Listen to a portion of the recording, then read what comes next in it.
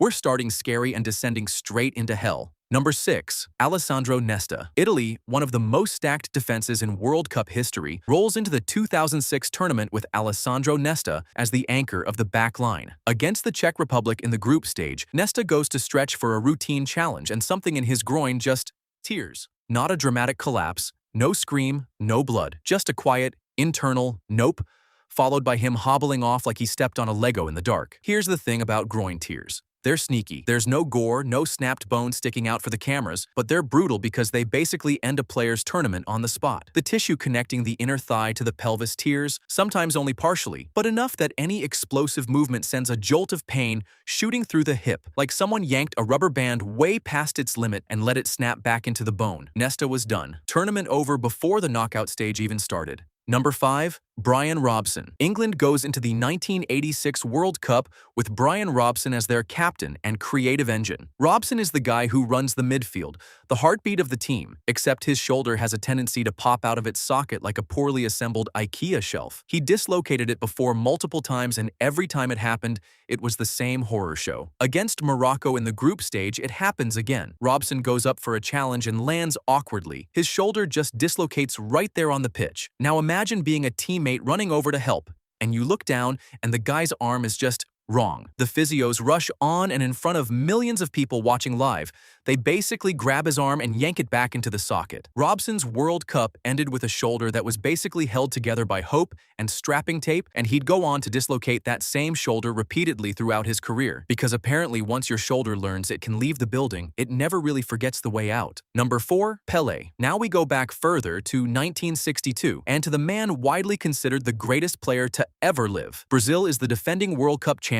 Pelé is 21 years old and already a global phenomenon after his explosive performance in 1958. Brazil's second group match is against Czechoslovakia, and during this game Pelé attempts a shot, his body twists awkwardly mid-strike, and his groin muscle tears. Here's the mechanic of it. A groin strain happens when the muscle fibers connecting your inner thigh stretch beyond what they can handle and start to rip, like pulling apart a piece of string cheese that's been in the fridge too long. For an athlete whose entire game is built on explosive sprints, sharp cuts, and powerful strikes, this injury is basically a death sentence for the tournament. Pelé could barely walk afterward, let alone play. But to the unlucky Pelé, Brazil decided to keep him on the squad list for the rest of the tournament, hoping he might recover, but he never actually played another meaningful minute. Brazil won the entire tournament anyway, with Garrincha stepping up as the standout star. So Pelé ended up with a winner's medal for a tournament where his World Cup essentially ended in the second group game because of a torn groin muscle. Imagine training your whole life for the World Cup stage, and your tournament highlight reel is basically just you limping off the pitch in Game 2.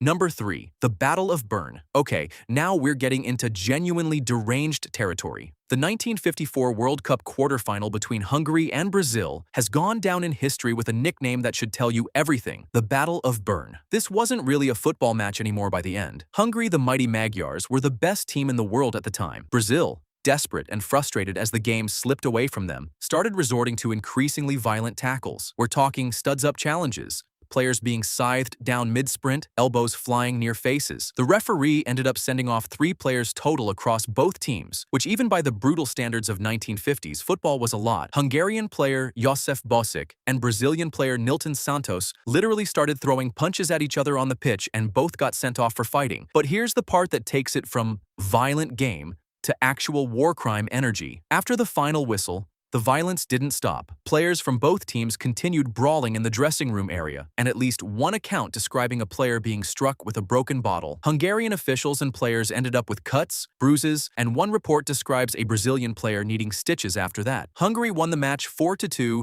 and the whole event became a permanent stain on what was otherwise considered one of the greatest teams ever assembled. Number 2. Neymar. This one's recent enough that you've probably seen the X-ray. Brazil, hosting the World Cup on home soil, has Neymar as their golden boy, the guy carrying the hopes of 200 million people on his shoulders. In the quarterfinal against Colombia, Neymar goes to receive the ball with his back to a Colombian defender named Juan Camilo Zuniga. Zuniga comes in with a knee aimed directly at Neymar's lower back. The impact lands squarely on his spine, right around the 3rd lumbar vertebra. Neymar immediately drops to the ground, unable to move properly. The medical reports that came out afterward afterward confirmed he had suffered a fractured vertebra. Now, obviously, I could just tell you he broke his back and move on. But where's the fun in that? Let's actually think about what that means. Your vertebrae are stacked like a tower of rings protecting your spinal cord, the literal cable that connects your brain to the rest of your body. A direct knee-driven impact on that area is essentially a localized shockwave traveling through bone that wasn't built to absorb a point impact like that. Neymar was extremely lucky the fracture didn't shift or damage the spinal cord itself, because that's the difference between out for the rest of the tournament and potentially never walking the same way again. Brazil went on to play their semi-final against Germany. Germany absolutely demolished them 7-1 in front of a crowd that watched their Golden Boy's World Cup end with a literal crack in his spine weeks earlier. Number 1, Patrick Battiston. And here we are, at the bottom of the pit. The 1982 World Cup semifinal between West Germany and France. Patrick Battiston receives a through ball and races into the box, one-on-one with German goalkeeper Harald Schumacher. Battiston gets a touch on the ball first, poking it past Schumacher. And then, instead of stopping, Schumacher launches into him at full speed. Schumacher's hip drives directly into Battiston's body, and Battiston is knocked completely unconscious on impact. For agonizing seconds, the broadcast just shows this player lying motionless on the grass, while Schumacher stands there bouncing on his feet completely unbothered, like he's waiting for a bus. Battiston wakes up on the way to the hospital. He's lost 2 teeth from the impact and damaged vertebrae in his back. And the referee somehow doesn't give Schumacher even a foul, let alone a red card. Battiston never actually got to finish that World Cup. France went on to lose the match in a penalty shootout